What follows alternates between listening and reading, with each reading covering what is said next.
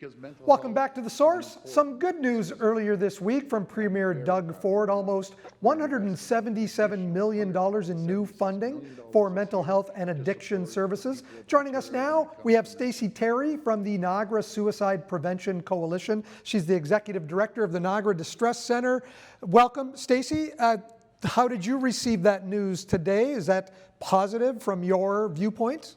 I think that's really great news for the communities across Ontario. I think it's been asked for a long time, and it's much needed right now during COVID-19. So it's great news. Let's talk about the Suicide Prevention Coalition here in Niagara. What organizations, which agencies are involved in this grouping together? So the Niagara Suicide Prevention Coalition has about 25 different agencies in membership. They include everything from school boards and our universities and colleges through to our mental health and addictions partners across Niagara. So for a full list, I believe we have the full list of partners on our website. And the partners work very hard to bring suicide prevention strategies into Niagara, and they partner as much as they can to help with the goal of suicide prevention and safety for all across Niagara. Is there a bit of confusion amongst the general public as to which organizations will help deal with certain aspects of mental health or certain age groups? I'm sure there at times can be some confusion, but really the system has kind of narrowed it down. So you have an 800 number for adult mental health and addictions to help someone get sorted through that.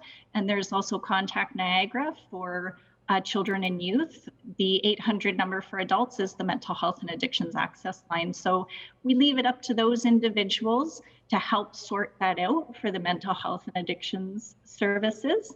And then there's always 211 as well. Can you talk about the Distress Center itself? How many calls does the Distress Center field in an average week or month or year? So our volunteer responders responded to over 16,000 calls in the last fiscal year. Of course, that call volume is rising and the need is high right now. So that averages out anywhere from 35 to 40 calls per day coming into our 24-hour crisis line. Our responders have sometimes taken up to 50 to 60 calls per day. It's just dependent on what's happening.